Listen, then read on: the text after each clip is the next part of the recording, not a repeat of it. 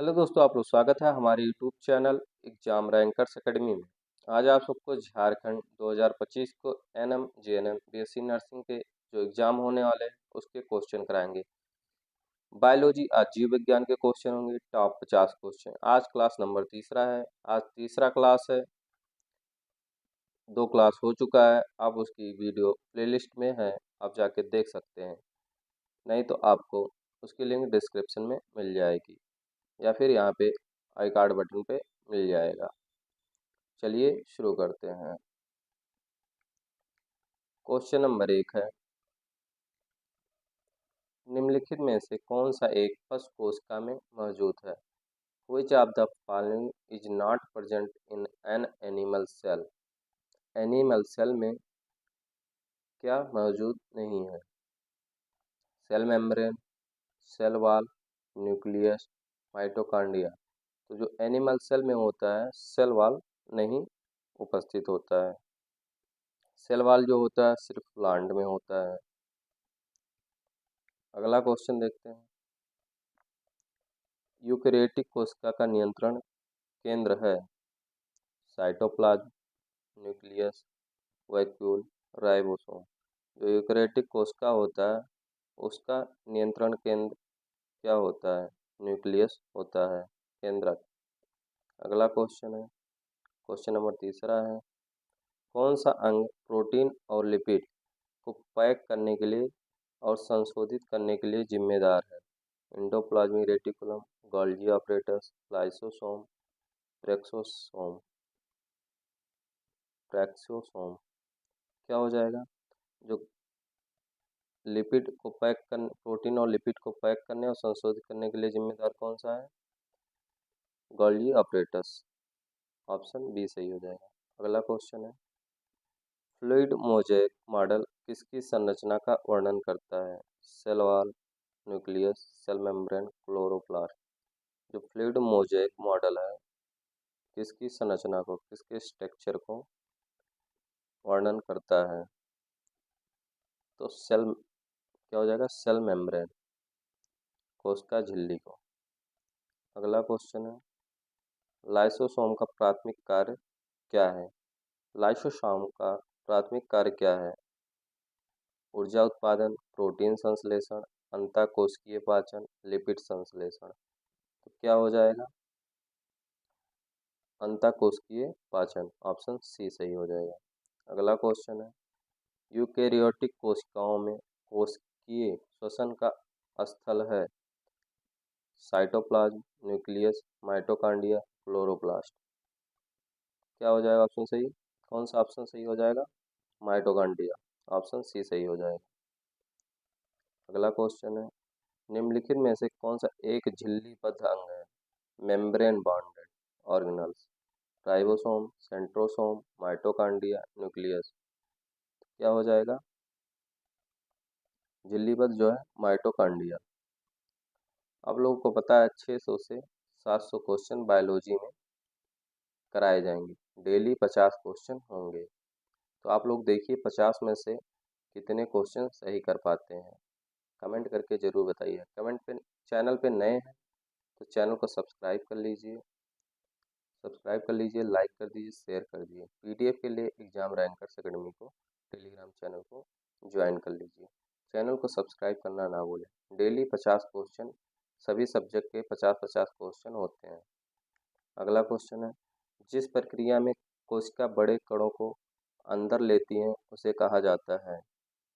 प्रासरण, विसरण, phagocytosis, pinocytosis. तो क्या कहा जाता है इस प्रक्रिया को? फाइगोसाइटोसिस। ऑप्शन सी सही हो जाएगा।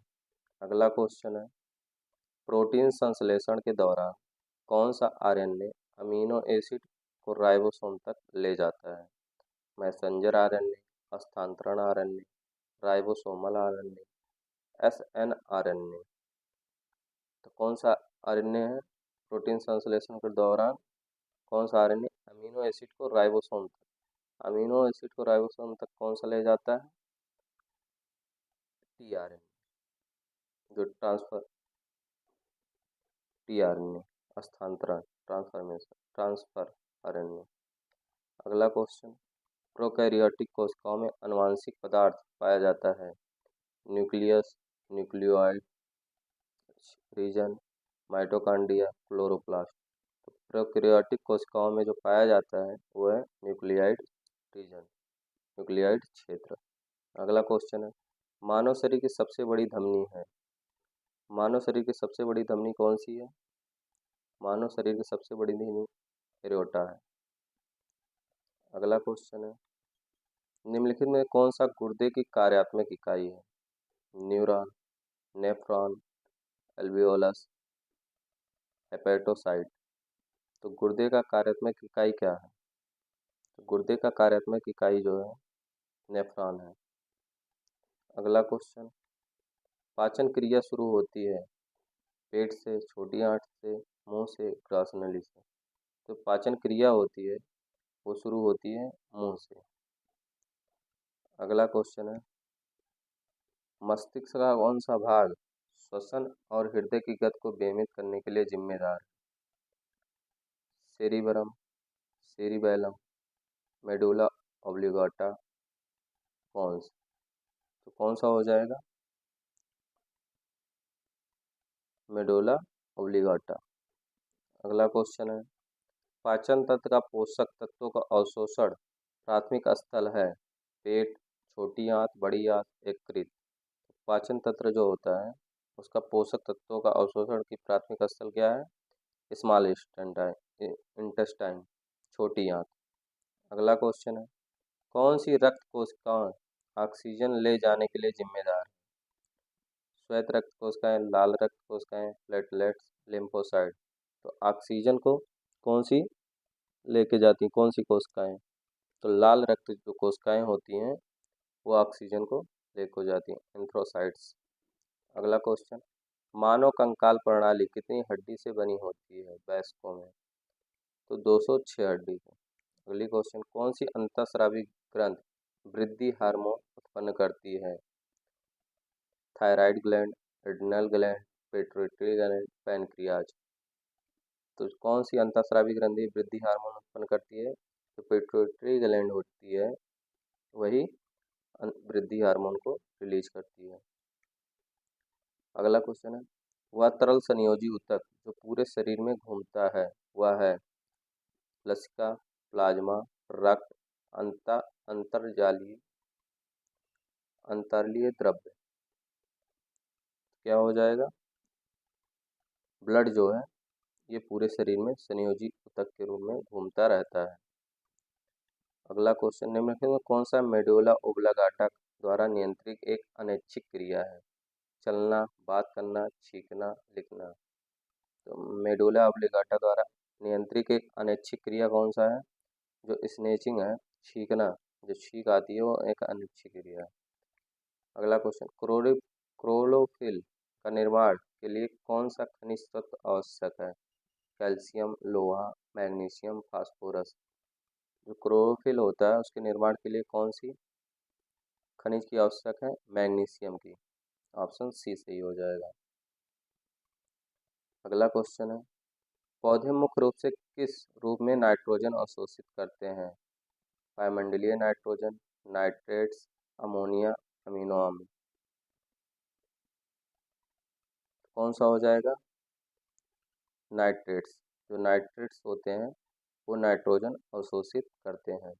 अगला क्वेश्चन है, परागकोश से परागकणों का उसी फूल के वर्तिकाग्र तक स्थानांतरण कहलाता है? परपरागण, स्वपरागण, निषेचन, अंकुरण। क्या कहलाता है? स्वपरागण, सेल्फ पॉलिनेशन। ऑप्शन बी सही हो जाएगा। अगला क्वेश्चन, बीज का कौन सा भाग जड़ में विकसित होता है? प्रांकुड़, मूलांकुर, बीजपत्र, भ्रूणपोष। क्या हो जाएगा? मूलांकुर जो होता है वो जड़ में विकसित होता है। अगला क्वेश्चन, पौधों के गैर प्रकाश संश्लेषक भाग से भोजन किसके माध्यम से प्राप्त करते हैं? Xylem, phloem, parenchyma, sclerenchyma. किसके द्वारा? फ्लोएम के द्वारा। अगला क्वेश्चन है, उन पौधों के लिए क्या शब्द है जो एक बढ़ते मौसम में अपनी जीवन चक्र पूरा करते हैं? बहुवर्षीय, द्विवर्षीय, वार्षिक, अल्पकालिक। कौन से हैं? वार्षिक। वार्षिक जो होते हैं अपने जीवन चक्र पूरा करते हैं। अगला क्वेश्चन, कौन सा हार्मोन पौधे के कोश का विस्तार और वृद्धि को बढ़ावा देता है?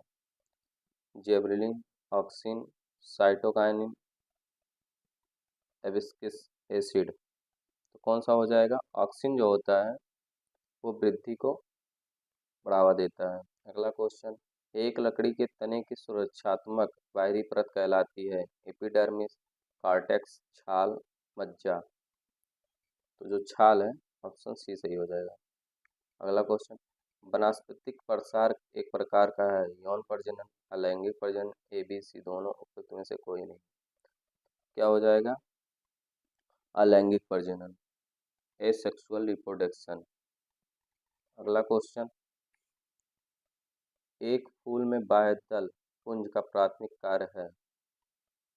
परागकणों को आकर्षित करना, कली की रक्षा करना, पराग पैदा करना, बीज पैदा करना। ऑप्शन कौन सा सही हो जाएगा? कली की रक्षा करना, प्रोटेक्ट द बर्ड्स। अगला क्वेश्चन, निम्नलिखित में कौन सा डेंगू बुखार के लिए सामान्य वेक्टर है? घरेलू मक्खी, मच्छर, चूहा, तिलचट्टा। तो सामान्य वेक्टर कौन सा हो जाएगा? मच्छर, मस्कीटो। ऑप्शन बी सही हो जाएगा। अगला क्वेश्चन, एंटीबायोटिक्स किसके खिलाफ प्रभावित होते हैं? Virus, fungi, bacteria, protozoa. तो जो एंटीबायोटिक्स होते हैं वो बैक्टीरिया के खिलाफ प्रभावित होते हैं। अगला क्वेश्चन, एड्स का कारक एजेंट एक है? बैक्टीरिया, वायरस, कवक, प्रोटोजोआ। तो एड्स का जो एक है वो वायरस है कारक एजेंट।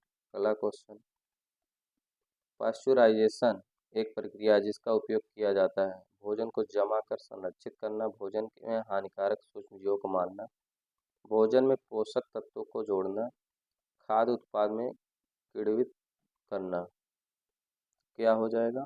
ऑप्शन, भोजन में हानिकारक सूक्ष्मों को मारना, पाश्चुराइजेशन कहते हैं।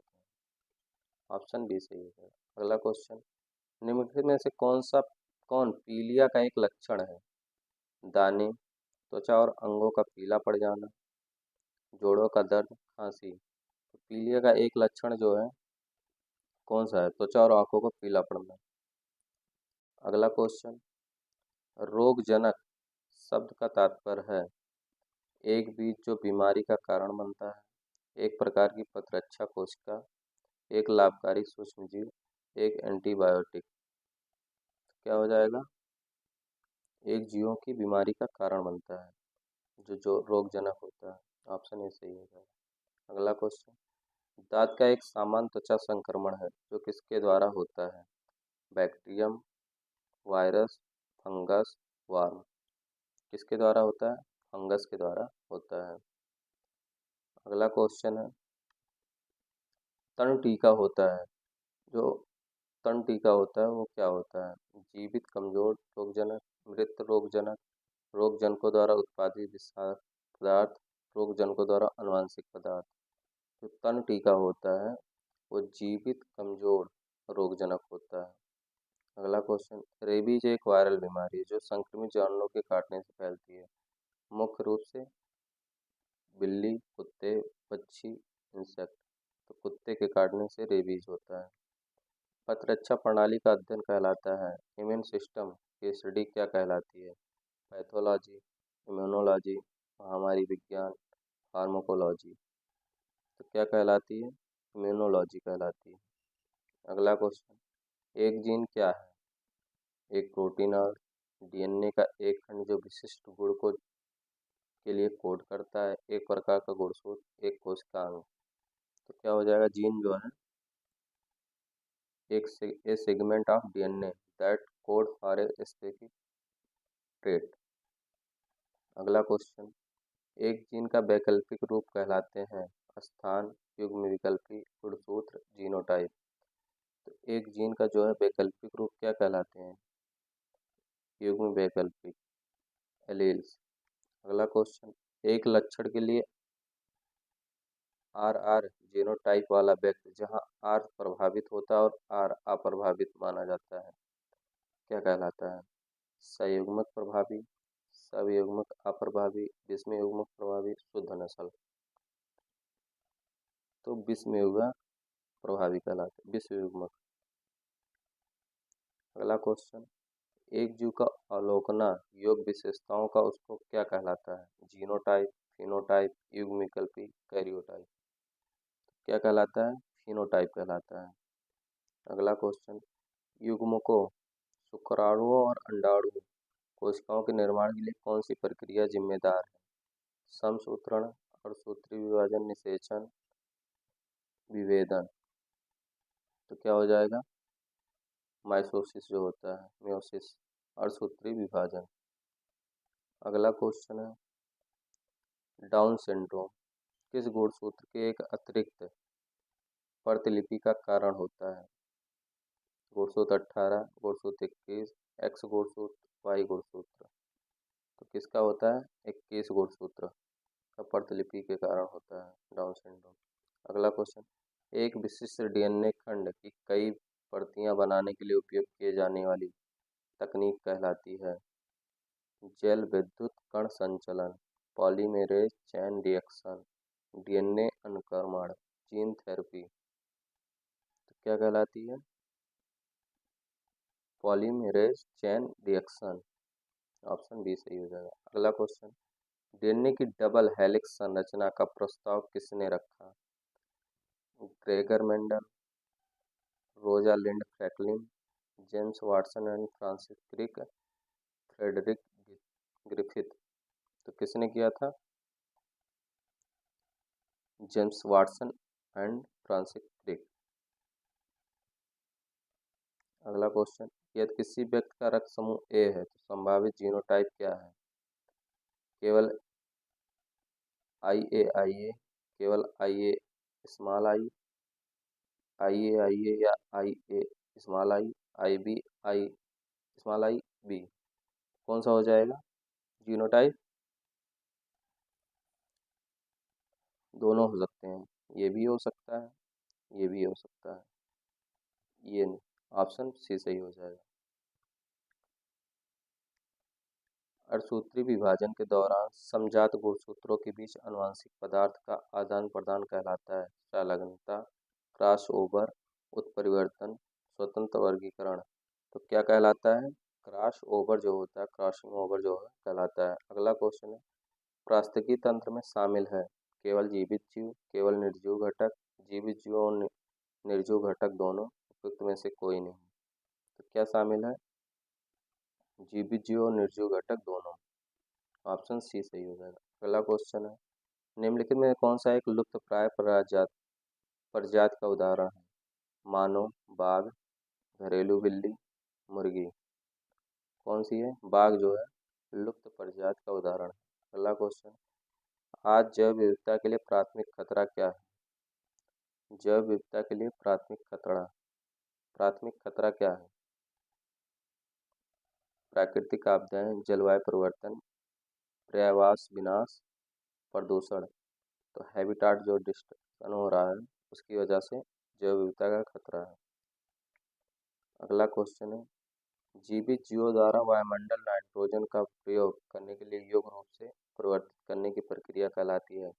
नाइट्रिफिकेशन, डीनाइट्रिफिकेशन, नाइट्रोजन फिक्सेशन, अमोनीकरण, अमोनी फिक्सेशन। तो क्या कहलाती है? Nitrogen fixation. ऑप्शन सी सही हो जाएगा। अगला क्वेश्चन है, निम्नलिखित में से कौन सा एक ग्रीन हाउस गैस है? Oxygen, nitrogen, methane, argon. तो मीथेन जो है एक ग्रीन हाउस गैस है। अगला क्वेश्चन है, बायोस्फीयर शब्द का तात्पर्य है? पृथ्वी के चारों ओर का वायुमंडल, पृथ्वी के भाग जहाँ जीवन मौजूद है, गहरे सागर, पृथ्वी कोर। क्या हो जाएगा? पृथ्वी का वह भाग जहाँ जीवन मौजूद है वो बायोस्फीयर कहलाता है। तो 50 क्वेश्चन हो गए हैं आप लोग के, 50 से ज़्यादा हो गए हैं। तो अगर चैनल पे नए हैं तो चैनल को सब्सक्राइब कर लीजिएगा, लाइक कर दीजिएगा, शेयर कर दीजिएगा। PDF के लिए टेलीग्राम चैनल को ज्वाइन कर लीजिए। डेली 50 क्वेश्चन होते हैं, 50 में से आप लोगों ने कितना सही किया ये कमेंट करके बताइएगा। चलिए धन्यवाद।